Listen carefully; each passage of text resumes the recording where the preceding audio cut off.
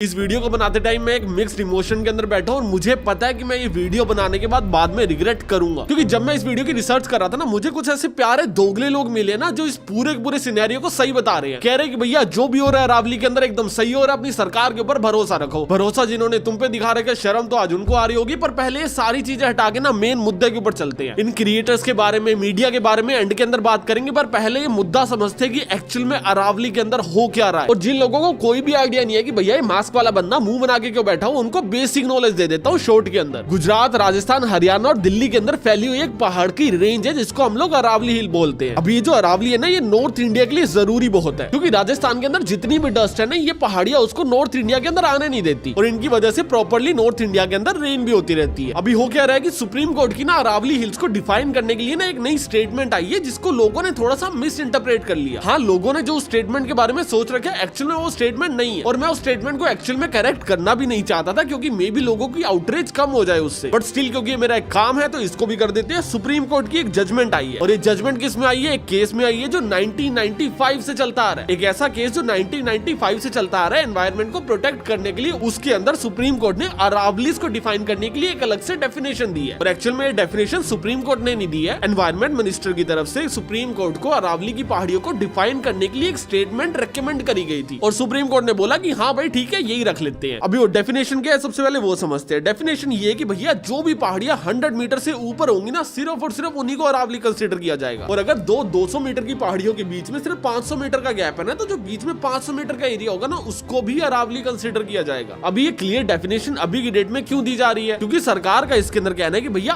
आज तक हम लोगों ने कभी भी अरावली क्या होती है एक्चुअल में उसकी क्लियर डेफिनेशन बनाई ही नहीं है। अरावली मोस्टली 4 स्टेट्स के अंदर है, हरियाणा के अंदर है, राजस्थान के अंदर है, गुजरात में और दिल्ली के अंदर है। और सभी स्टेट्स ने अपनी अपनी डेफिनेशन बना रखी थी कि भैया हम लोग ऐसे पहाड़ को अरावली बोलेंगे, हम लोग वैसे पहाड़ को अरावली बोलेंगे। सुप्रीम कोर्ट ने बोला कि भैया सबकी सेम जजमेंट बना दो जिससे माइनिंग को कंट्रोल किया जा सके और यही इसका एजेंडा भी था। एंड ये एजेंडा पूरा होता हुआ दिख भी रहा है, क्योंकि अगर आप लोग सिर्फ और सिर्फ 100 मीटर से ऊपर की पहाड़ियों को अरावली बोलोगे तो 90% जो पहाड़ है वो अरावली के अंदर कंसीडर ही नहीं होंगे, जिससे आप लोग उसके अंदर खुले में माइनिंग कर पाओगे और इलीगल माइनिंग रुक जाएगी। क्योंकि अभी जहाँ पे इलीगल माइनिंग हो रही है उसको आप लोग माइनिंग करने के लिए लीगल कर दोगे। एंड जो भी क्रिएटर सरकार का पैसा लेके सोशल मीडिया के ऊपर आके बोल रहे कि नहीं नहीं तू तो गलत समझ रहा है, तेरे को समझ नहीं आया एक्चुअल में स्टेटमेंट क्या है। एक काम करते हैं, आप लोग मेरे चैनल के ऊपर आ जाओ, 2 3 4 5 झुंड बना के आ जाओ, मुझे चलेगा। एक ओपन लाइव डिबेट करते हैं फैक्चुअल डेटा के ऊपर, उसके बाद देखते हैं कि आपके दिए हुए पैसे सच बोल रहे हैं या फिर मेरी जुबान। बट ठीक है, आपके फैक्ट्स को मैं एंड के अंदर डिनाई करूंगा, पर पहले दोबारा इसके ऊपर आते हैं। काफी क्रिएटर्स ये वीडियोस के अंदर बोलते दिख जाएंगे कि भैया आज से पहले कभी भी अरावलीज को डिफाइन ही नहीं किया गया। एंड ये स्टेटमेंट भी अपने आप के अंदर एक झूठ है, क्योंकि 2002 के अकॉर्डिंग अरावली के अंदर माइनिंग करना बैन कर दिया था। और अरावली कौन सी थी? एक चेन ऑफ माउंटेन्स जो गुजरात से लेके दिल्ली तक स्प्रेडेड है। अभी वो पहाड़ कैसे स्प्रेड हो रहे हैं, किस रो में जा रहे हैं, इसको थोड़ा सा और एक्सप्लेन करने के लिए इन्होंने क्या किया, इन्होंने बोला कि भैया थोड़ी सी क्लियर डेफिनेशन दे दो। 2006 के अंदर राजस्थान ने अपनी खुद की डेफिनेशन बना ली कि भैया जो भी पहाड़ 100 मीटर से ऊपर होंगे उसको अरावली मान लेंगे, बाकियों को नहीं मानेंगे। और गुजरात के अंदर, दिल्ली के अंदर, हरियाणा के अंदर इधर कोई क्लियर डेफिनेशन अभी तक नहीं आई थी। देन 2010 के अंदर फॉरेस्ट सर्वे ऑफ इंडिया ने डिफाइन किया कि भैया जो भी पहाड़ 3 डिग्री या फिर उससे ज्यादा के स्लोप के अंदर है वो अरावली है। बस हम लोग स्लोप देखेंगे, कोई भी जमीन से ऊपर चीज उठी हुई है 3 डिग्री या उससे ज्यादा टिल्टेड है तो भैया वो अरावली है। देन 2024 के अंदर इसको एक अलग से डेफिनेशन दी गई और अलग से डेफिनेशन पता है क्या दी गई? कोई भी पहाड़ जिसकी हाइट 30 मीटर या फिर उससे ज्यादा है, प्लस में एक और कंडीशन है कि भैया वो जो पहाड़ है वो 4.75 डिग्री स्लोप्ड होना चाहिए। अगर ये दोनों कंडीशन फुलफिल हो रही है तो उसका मतलब वो अरावली है, अगर नहीं हो रही है तो भैया वो अरावली है ही नहीं, जिसका मतलब आप लोग वहां पे जाके माइनिंग कर सकते हो। ये एक हाफ इंफॉर्मेशन है जिसको हम लोग थोड़ी सी देर के अंदर पूरा करते हैं। बट अगर हम लोग वो वाली स्टेटमेंट भी मान लेते तब भी 40% ऐसे पहाड़ थे जिनको अरावली कंसीडर किया जा रहा था। बट अभी एक नई कंडीशन आई है कि भैया 30 मीटर को छोड़ देते हैं, 100 मीटर या फिर उससे ऊपर वाली जो पहाड़ी है ना, सिर्फ और सिर्फ वही अरावली। और ये स्टेटमेंट क्यों लाई गई है? क्योंकि पहाड़ों को बचाया जा सके, अरावली के पहाड़ सेव कर सके। और एक्चुअल में इससे ये होगा भी, क्योंकि जो कटेंगे वो अरावली होगा ही नहीं, क्योंकि हमने नाम ही बदल दिया। सेम वही बात होगी, आपके ना 10 बच्चे, 5 बच्चे ऐसे जिनकी एज 20 साल से ऊपर और 5 बच्चे ऐसे जिनकी एज 20 साल से नीचे। हमने आपको बोला कि भैया हम लोग आपके सारे बच्चों को फ्री खाना देंगे। आपने बोला ठीक है भैया, 10 बच्चे है, 10 के 10 बच्चों को फ्री खाना मिलेगा। फिर हमने बोला कि भैया हम बच्चा उसी को कंसीडर करेंगे जिसकी एज 20 साल से ज्यादा है। जो 20 साल से कम है वो इंसान थोड़ी है, वो रोटी थोड़ी खाएगा। तो अभी हम लोग आपके 5 बच्चों को खाना फ्री में दे रहे और बोल रहे कि भैया आपका पूरा परिवार खा रहा है खाना। अगर ये वाली बात इलॉजिकल लगी तो ये पहाड़ों वाली बात भी सेम ही इलॉजिकल है। बट फिर हमारे एनवायरमेंट मिनिस्टर आगे बोलते हैं कि भैया हम लोग माइनिंग करने ही नहीं देंगे। ये पूरा का पूरा जो तामझाम किया गया है सिर्फ और सिर्फ अरावली को बचाने के लिए किया गया। और जो पहाड़ियां अरावली के अंडर कंसीडर नहीं भी होंगी, हम लोग उसके अंदर माइनिंग अलाउड नहीं कर रहे हैं। दिल्ली में माइनिंग नहीं होने वाली है एंड ये बात भी फैक्चुअल है। उनको आज की डेट में भी ग्रीन जोन डिक्लेयर कर रखे और वहां पे माइनिंग इलीगल कर रखी है। बट प्रॉब्लमेटिक ये चीज नहीं है कि भैया वो ग्रीन जोन है या फिर रेड जोन है। प्रॉब्लमेटिक ये चीज है कि भैया कल को वहां पे माइनिंग लीगल हो सकती है। अगर ये रूल हटने से पहले सरकार चाहती कि भैया एक काम करो, ये जो पहाड़ी एरिया है ना इसके ऊपर माइनिंग कर दो, तो सरकार ये डिसीजन दे ही नहीं पाती, क्योंकि सरकार के पास ये अथॉरिटी ही नहीं है। सरकार के पास ये पावर नहीं है कि वो पहाड़ों को खुदवा सके। इससे क्या होगा कि भैया जो भी 100 मीटर से नीचे की पहाड़ी है ना उसको खुदवाने की पावर सरकार के पास आ गई है। अभी कौन सा एरिया प्रोटेक्शन के अंदर आ रहा है, कौन सा फॉरेस्ट में आ रहा है, कौन सा ग्रीन जोन में आ रहा है, सारी चीजें डिक्लेयर करने की पावर गवर्नमेंट के पास है। और इस जजमेंट के बाद सारी की सारी जो पावर है वो गवर्नमेंट के पास ट्रांसफर हो जाती है। एंड मैं मान लेता हूँ कि भैया आज की डेट में माइनिंग शुरू नहीं होगी क्योंकि सोशल मीडिया के ऊपर बहुत आउटरीच है। पर कल क्या होगा, परसों क्या होगा, उसके बाद क्या होगा, हम रोज सुबह उठ के एक एक पहाड़ी गिनते थोड़ी बैठेंगे। और अगर आप लोगों को एक्चुअल में अरावली को प्रोटेक्ट करना ही था तो ऐसी डेफिनेशन दो ना जिसमें सारी अरावली प्रोटेक्ट हो जाए। आपने दे दिया कि भैया 100 मीटर से ऊपर की अरावली है, उससे नीचे की अरावली नहीं है, पर हम लोग उसको ग्रीन जोन डाल देंगे, फॉरेस्ट जोन डाल देंगे, उसको अरावली के अंदर ही डाल दो। ये ग्रीन फॉरेस्ट ऐसे जोन बनाने की जरूरत ही नहीं पड़ेगी। डेफिनेशन लाओ कि भैया 10 मीटर या उससे ऊपर वाली सारी पहाड़ियां अरावली है। अब कोई खोद के दिखाए कोई भी अरावली को। इतना इलॉजिकल आर्ग्यूमेंट है ना कि भैया हम लोग प्रोटेक्ट करने के लिए लिमिट को बढ़ा रहे हैं, घटा नहीं रहे हैं, बढ़ा रहे हैं। आप लोग लिमिट बढ़ा नहीं रहे हो, आप लोग जनता का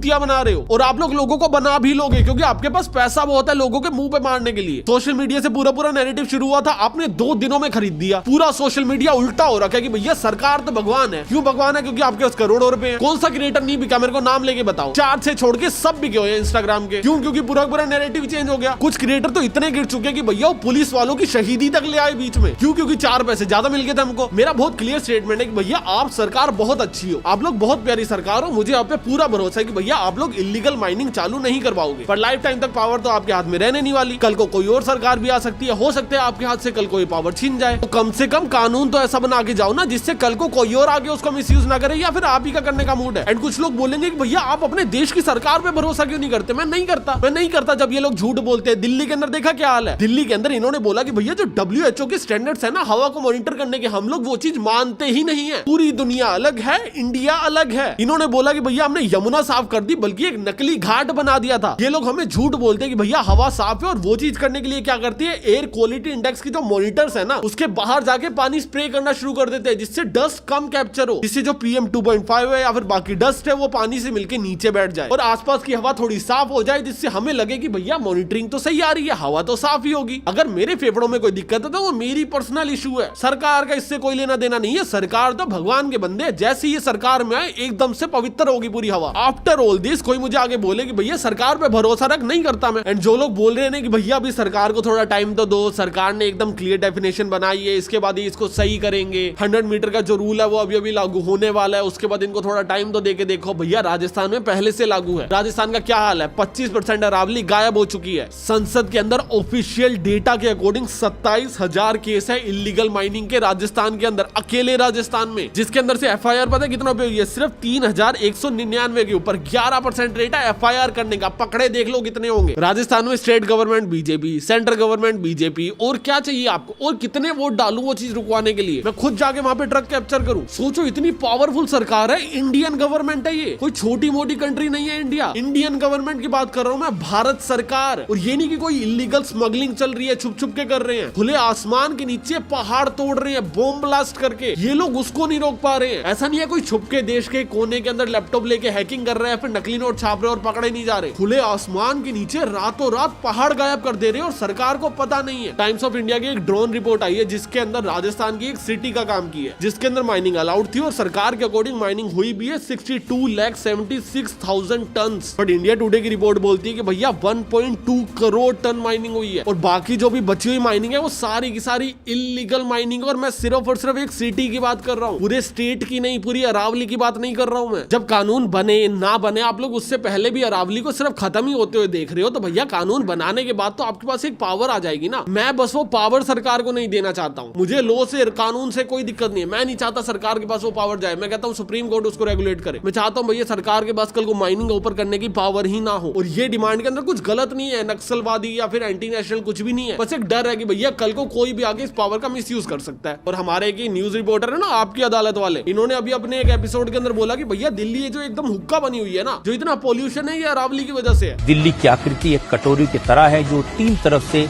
अरावली की पहाड़ियों से घिरी है, इसीलिए प्रदूषित हवा दिल्ली में कैद हो जाती है। एंड मैं ना फैक्चुअल डेटा से डिनाई नहीं कर पाऊंगा चाहे कुछ भी हो जाए। एक्चुअल में अरावली की वजह से दिल्ली हुक्का बनी हुई है, क्योंकि जब अरावली हट जाएगी तो दिल्ली हुक्का भी बनी रहेगी, साथ साथ में डस्ट स्टॉर्म भी आ जाएंगे, साथ साथ में पानी की कमी भी हो जाएगी। तो अभी जो सिर्फ एयर पोल्यूशन है वो अरावली की ही गलती है, क्योंकि बाद में पानी की भी कमी होगी अगर अरावली हट गई और रेत भी बढ़ जाएगी। अभी आगे बढ़ने से पहले ना तुम लोग मेरी एक चीज समझो कि मैं ना कभी भी किसी भी क्रिएटर का ना पब्लिकली नाम लेना नहीं चाहता हूँ। और मैं पब्लिकली नाम इसलिए नहीं लेना चाहता हूँ क्योंकि ये प्रफुल्ल जैसे जो लोग हैं ना, मैं इनसे इवेंट्स में मिलता हूँ, मैं मिला हूँ इस बंदे से 1-2 इवेंट्स के अंदर, और मैं बहुत सोच रहा था कि भैया ऐसे पब्लिकली किसी को कॉल आउट करना, उसको बताना कि भैया ये तो गलत चीज कर रहा है, जिससे लोगों का भला हो सके। क्योंकि अभी की डेट में एक्चुअल में काफी लोग ग्राउंड के ऊपर काम कर रहे हैं, काफी लोग ऐसे हैं जो इन्वायरमेंट को प्रोटेक्ट करने के लिए धरने दे रहे हैं, झंडे लेके निकले हुए हैं। मैं उनके एफर्ट्स के ऊपर किसी भी आदमी को पानी डालते हुए नहीं देख सकता ना। तो ऐसे लोगों को कॉल आउट करना मेरे लिए एक बहुत नेगेटिव फैक्टर है। एक तो कॉल आउट करते टाइम मैं लाखों रुपए की डील को लात मारता हूँ। जो एजेंसी मेरे पास डील लेके आई थी और बाकी एजेंसीज भी जो इस वीडियो को देखेगी, वो लोग कल को मुझे पेड पार्टनरशिप ऑफर करनी बंद कर देंगे। उनको लगेगा भैया इसको बोलेंगे तो भैया कल को पब्लिक ना कर दे। और तीसरा, जब मैं ऐसे क्रिएटर से किसी भी इवेंट के अंदर मिलूंगा तो मुझे लग रहा था यार मुझे कितनी शर्म आएगी ना, क्योंकि मैंने इनके ऊपर वीडियो बना रखी है। But then lately I realise कि भाई शर्म मुझे थोड़ी आएगी, इनको आएगी। गलत काम मैं थोड़ी करके बैठा हूँ, गलत काम तो ये लोग करके बैठे हैं ना। एंड ऑनेस्टली स्पीकिंग कि भैया मेरे पास पेड पार्टनरशिप आई, मैंने उसको रिजेक्ट कर लिया। And I really don't care कि भैया कौन क्या कर रहा है। और हाँ, प्रफुल्ल के अलावा ये सारे क्रिएटर्स ने वीडियो बनाई है, पर मैं प्रफुल्ल को क्यों टारगेट कर रहा हूँ? मेरी क्या कोई उससे पर्सनल दुश्मनी है? And the answer is no. The problem is कि भैया इस बंदे ने सबसे घटिया वीडियो बनाई है और सबसे ज्यादा नंबर ऑफ व्यूज लिए। ये पूरा का पूरा जो भी ऑफलाइन प्रोटेस्ट चल रहा है, ये सिर्फ और सिर्फ सोशल मीडिया पावर की वजह से ही चल रहा है। सोशल मीडिया से लोगों को पता चला कि भैया अरावली कट रही है, कट सकती है, या फिर जो भी जजमेंट आई है, या फिर सो ऑन थिंग, उसकी वजह से लोग एक जगह इकट्ठे हुए और पावर उठा रहे हैं, अपनी बात उठा रहे हैं। सोशल मीडिया पे तुम ये नैरेटिव बना दोगे कि भैया जो भी हो रहा है सही हो रहा है, तो ये सारी आवाजें दब जाएंगी। लोगों को लगेगा यार हमें किसी ने मिसलीड कर दिया और उसके बाद हम लोग सड़क पे आ गए, कितनी गलत चीज हुई है हमारे साथ। एंड पीआर कैंपेन सारे करते हैं भाई, बस जितना घटिया इस आदमी ने किया ना उतना ज्यादा घटिया नहीं करते हैं। लाइव इस बंदे की वीडियो के ऊपर अभी रिएक्ट करता हूँ। प्रफुल्ल ने मुझे इंस्टाग्राम स्टोरी के ऊपर रिप्लाई दिया और उसका कहना है कि मैं उसको बिलो द बेल्ट हिट कर रहा हूँ, मेरी बातों में कोई फैक्ट्स नहीं है और मैं बातें तोड़ मरोड़ के दिखा रहा हूँ। मैंने फैक्ट्स लगा के एक वीडियो डाला था, उसके बाद कुछ लोग मेरे को डिमीन कर रहे हैं, बिलो द बेल्ट हिट कर रहे हैं। प्रफुल्ल का कहना है कि उसने एक 3 मिनट की वीडियो बनाई थी जिसके अंदर कोई भी फैक्चुअल एरर हो ही नहीं सकते, और अगर है तो उसको दिखाया जाए। मुझे डिमीन करने के लिए वीडियो बनाया तो उसमें मेरा पार्ट तो 1 मिनट का रखेगा, अपना 2 मिनट का रखेगा, मेरे 1 मिनट का वो वही पार्ट रखेगा काट काट के, जिससे उसे अपना पॉइंट ऑफ व्यू प्रूव करना हो। मेरे को फैक्चुअली गलत प्रूफ करने के लिए उसे मेरी पूरी वीडियो दिखानी पड़ेगी, वो दिखाएगा तो फैक्चुअली गलत प्रूफ कर ही नहीं पाएगा। और वीडियो को काट के ना दिखाया जाए, 3 मिनट की पूरी वीडियो को दिखाया जाए। तो चलो एक काम करते हैं, 3 मिनट की पूरी वीडियो को दिखाते हैं और उसके अंदर फैक्चुअल एरर दिखाते हैं। एंड क्योंकि मैं आपकी इतनी बात रख रहा हूँ, 3 मिनट की वीडियो शॉर्ट्स में कवर कर रहा हूँ, तो छोटा सा काम आप भी कर देना जनाब। जब अगला रिप्लाई दो ना तो ये बता देना कि ये जो वीडियो बनाई थी इसके लिए पैसे मिले थे या फिर नहीं मिले थे, बस हाँ या ना कर देना। और अगर मिले थे और किसी ने दिए थे तो क्यों दिए थे? क्या आपकी बाकी वीडियोस के लिए भी दिए जाते या फिर स्पेसिफिकली इसी वीडियो के लिए दिए गए? और अगर दिए गए थे तो क्यों दिए गए थे, एक बार थोड़ा सा क्लियर कर देना जनाब। अभी आपकी पूरी वीडियो को फैक्ट वाइज देख लेते हैं। हाफ नॉलेज होना नॉलेज ना होने से ज्यादा डेंजरस होता है। अरावली के केस ने यह प्रूव कर दिया है। इतनी आवाजें उठी कि अरावलीज खत्म हो जाएंगी, माउंटेन्स खत्म हो जाएंगे, पोल्यूशन बढ़ जाएगा, ग्राउंड वाटर खत्म हो जाएगा, और रियलिटी क्या सामने आई? सुप्रीम कोर्ट ये इसलिए कर रहा था जैसे कि अरावलीज को बचाया जा सके। स्टैट से बताता हूं, पैरों के नीचे से जमीन खिसक जाएगी। 1975 से लेकर 2019 तक 8% ऑफ अरावलीज ऑलरेडी खत्म हो चुके थे बिकॉज ऑफ इलीगल माइनिंग। 2059 तक 22% ऑफ अरावलीज खत्म हो जाते हैं। जो 2018 में सुप्रीम कोर्ट ने कमिटी बनाई थी, उन्होंने अपनी रिपोर्ट में बोला था कि 1/4 ऑफ अरावलीज पिछले 50, 60, 70 साल में खत्म हो चुके हैं। अब तो हम लोग एक काम करते हैं, 90% अरावलीज के ऊपर से अरावली का टैग ही हटा देते हैं, जिससे कल को अगर इलीगल माइनिंग हो भी रही होगी तो हम बोलेंगे कहीं और हो रही है, अरावली के अंदर थोड़ी हो रही है, वो अरावली थोड़ी, वो तो पत्थर है। इन सबको बचाने के लिए सबसे पहले डिफाइन करना पड़ेगा कि अरावलीज क्या है, और यही सारे फेक नरेटिव, प्रोपेगेंडा स्प्रेड हुआ। बात ये समझिएगा, उन्होंने बोला कि पहले तो जो राजस्थान की 2002 की जो स्टडी थी स्टेट गवर्नमेंट की, और वो जो 2006 में इंप्लीमेंट हुई कि 100 मीटर से ऊपर वाली अरावली हिल्स है, इसका मतलब सबसे पहले इसके ऊपर बात करते हैं कि भैया राजस्थान की 2002 की एक स्टडी को इंप्लीमेंट कर दिया गया। 2006 से अरावली की जो डेफिनेशन राजस्थान के अंदर थी वो ये थी कि भैया 100 मीटर से ऊपर वाली पहाड़ी को अरावली गिना जाएगा, और उससे नीचे वाली जितनी भी पहाड़ी है वो पत्थर है, वो पहाड़ नहीं। तो अभी राजस्थान का मॉडल उठा के पूरे नॉर्थ के अंदर इंप्लीमेंट किया जा रहा है। इसका मतलब यही होगा कि भैया राजस्थान का जो भी मॉडल इंप्लीमेंट किया गया था वो एक सक्सेसर होगा। बट अगर तुम लोग डेटा देखोगे तो 2018 तक राजस्थान के अंदर 247 स्क्वायर किलोमीटर तक अरावली खत्म कर दी थी। थी और यही नंबर हरियाणा के अंदर 3.3 स्क्वायर किलोमीटर था और गुजरात के अंदर ये नंबर 27 किलोमीटर था। अगर आप लोग एक डेफिनेशन लेने बैठे हो तो आप लोगों ने वो स्टेट की उठाई भैया जो अरावली के पहाड़ बचाने में एकदम वर्स्ट परफॉर्म कर रही है, उसकी डेफिनेशन को उठाते और नॉर्थ इंडिया के अंदर लागू कर देते हो। उसके पीछे सेंस क्या था, ये मेरा सवाल है। और एक्चुअल में अगर अरावली को प्रोटेक्ट करना ही एजेंडा था तो जो 100 मीटर की डेफिनेशन है उसको 100 पे क्यों लाया गया, उसको 10, 15, 50 पे क्यों लेके गए। और जो लोग ये बोलने वाले ना कि भैया 100 मीटर होता है ना, उससे ऊपर की जितनी भी पहाड़ियां होती है उसके अंदर ज्यादा खनन मिलते हैं, ज्यादा मिनरल मिलती है, वो ज्यादा प्रॉफिटेबल होते हैं और नीचे वाले कम प्रॉफिटेबल होते हैं। वैसे तो इसको सपोर्ट करने के लिए मुझे कोई आर्टिकल मिला नहीं, पर फिर भी एक बार को मान लेते हैं कि भैया वो ज्यादा प्रॉफिटेबल होता होगा, नीचे वाला कम होता होगा। पर नीचे वाला भी प्रॉफिटेबल होता है। आपने 10, 15, 20 मीटर को नहीं छोड़ा, आपने नीचे वाले 100 मीटर्स को माइनिंग करने के लिए अलाउड कर दिया। ये नहीं है बाकी सबको हटा दिया जाएगा और माइनिंग के लिए ओपन कर दिया जाएगा, बाकी भी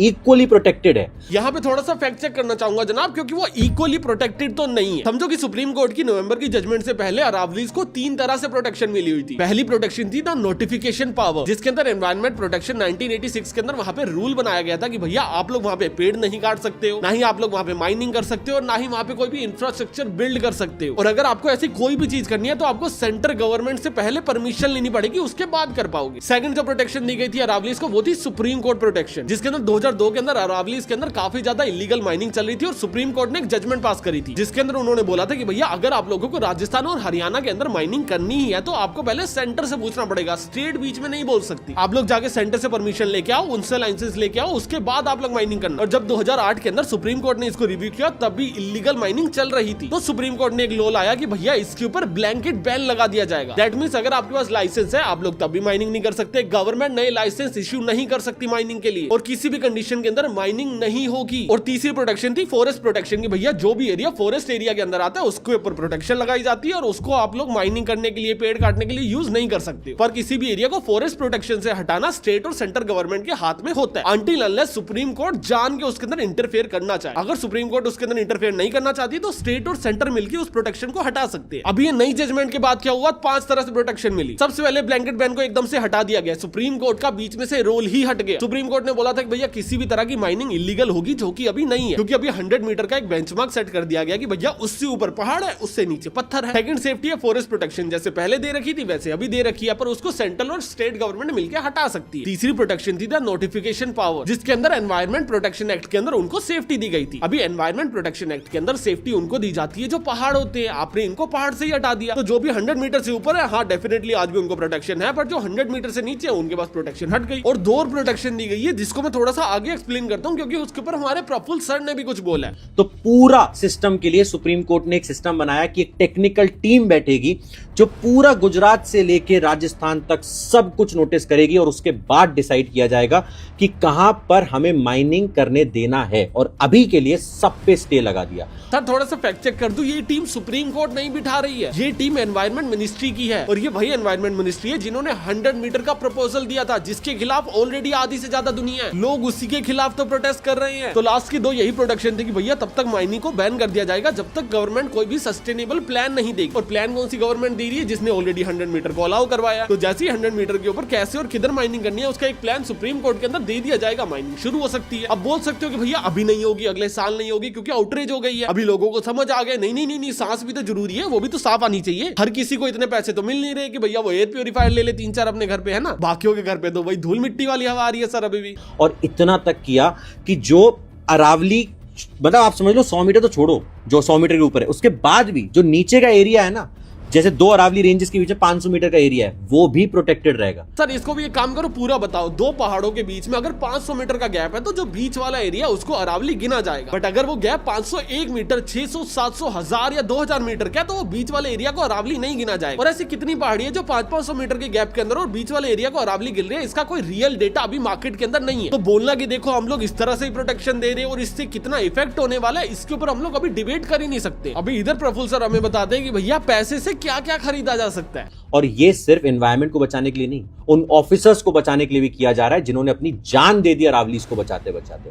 सुरेंद्र सिंह जी डीएसपी थे, 2022 में ट्रक चला दिया उनके ऊपर, उन्हें मार दिया गया नू में, क्योंकि वो इलीगल माइनिंग के लोगों को पकड़ रहे थे। ही इज सेइंग कि भैया एक पुलिस वाले ने जान दे दी इलीगल माइनिंग को रोकने के लिए, तभी सरकार ने कानून लाया जिससे इलीगल माइनिंग को डिफाइन किया जा सके। बट जब पुलिसमैन एक इलीगल माइनिंग को रोकने गए हुए थे तब इलीगल माइनिंग ऑलरेडी उस कानून के अकॉर्डिंग डिफाइंड थी, और अभी वाले कानून के अंदर पुलिस को कोई एक्स्ट्रा प्रोटेक्शन नहीं दी जा रही है। बस एक नया कानून लाया जा रहा है जिससे इलीगल माइनिंग ज्यादा डिफाइन हो, सिर्फ और सिर्फ डेफिनेशन चेंज की जा रही है। पुलिस को इससे कोई भी हेल्प नहीं मिलने वाली है। हाँ, अंटिल अनलेस वो बात सच निकले कि भैया 90% पहाड़ों को तुम लोग अरावली मानोगे नहीं, तो 90% के ऊपर माइनिंग चल रही है, चलने देते हैं, सिर्फ 10% के ऊपर जाके प्रोटेक्शन देनी पड़ेगी। अगर ये वाले फंडे के अकॉर्डिंग आप बोल रहे हो तो हाँ, आपने एकदम सही बोला है कि भैया पुलिस का काम 10% हो जाएगा, 90% काम से छुट्टी। बट अगर आपके लॉजिक के अकॉर्डिंग मैं एक एग्जांपल दुनिया में पुट करना चाहूं तो वो कुछ ऐसा होगा कि भैया पाकिस्तान और इंडिया के बॉर्डर पे बहुत फाइट होती है, हमारे काफी सोल्जर शहीद हो जाते हैं, जो हमारे को तो बहुत बुरा लगता है। तो एक काम करते हैं, कश्मीर पाकिस्तान को दे देते हैं, लड़ाई खत्म हो जाएगी। अगर तुम्हें ये वाला लॉजिक बहुत फालतू लगा तो तुम्हें वो वाला भी तो लगा ही होगा। और इसके बाद प्रफुल्ल भाई 2-3 एग्जांपल्स ऐसे और देते हैं जो कोई सेंस नहीं बनाते, और उसके ऊपर मेरे को कोई फैक्ट चेक भी नहीं करना, तो फालतू वीडियो नहीं दिखा रहा। जितने सवाल इस वीडियो में पूछ चुका हूं उतने बता दो, और सिर्फ इतना बता दो कि भैया अगर यही सेम डेफिनेशन 30 मीटर की आ जाती तो क्या गलत हो जाता। 100 मीटर पे ऐसी क्या चीज अचीव हो रही है। हाँ, आपको डिफाइन करने थे, आपको अरावलीज डिफाइन करने थे कि भैया अरावलीज क्या है, पर वो 100 मीटर पे ही क्यों डिफाइन करने थे, ये सवाल है। आप सवाल से मत भगाओ ना दुनिया को। इन्होंने अटैक कर दिया था गवर्नमेंट ऑफिसर्स पे जो पूरी इन्वेस्टिगेशन कर रहे थे इलीगल माइनिंग पर। 2024-25 में एक्सप्लोसिव से उड़ा दिया गया था एरियाज को माइनिंग करने के लिए, वहां पे रेजिडेंट्स को इंजरी तक आई थी, खतरनाक हुए।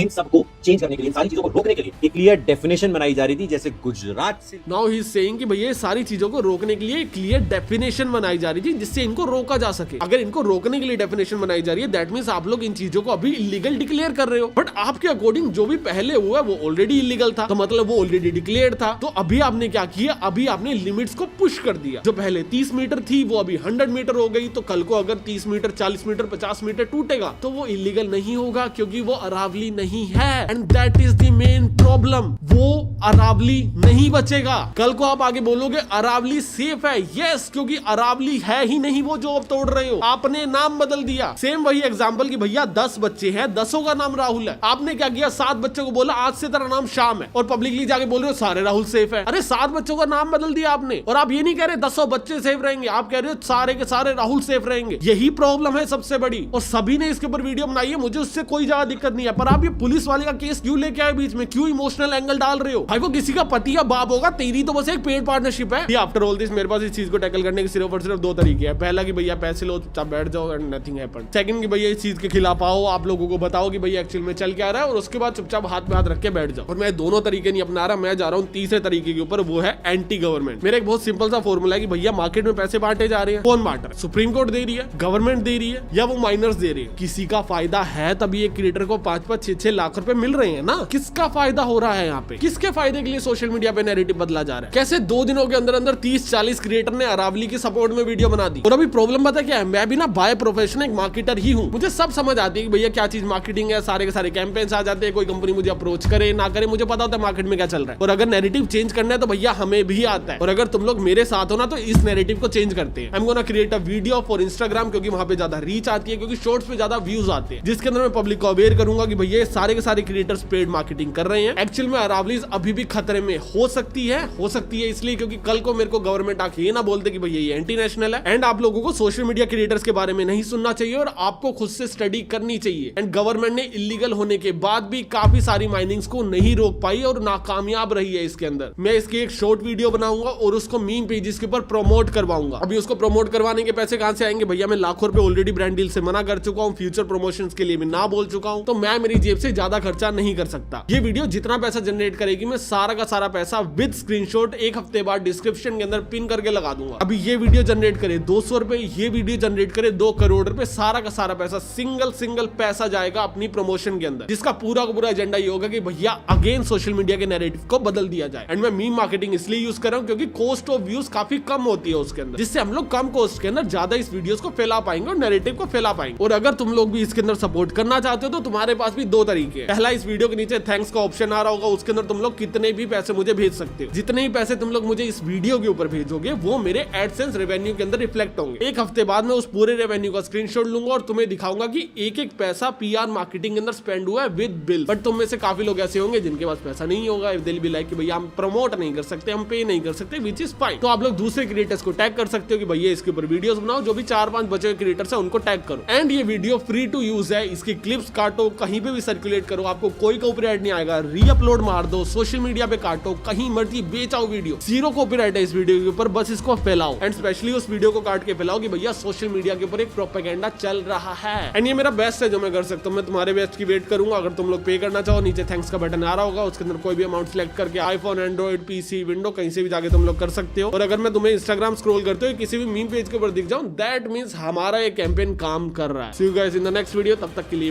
बाय।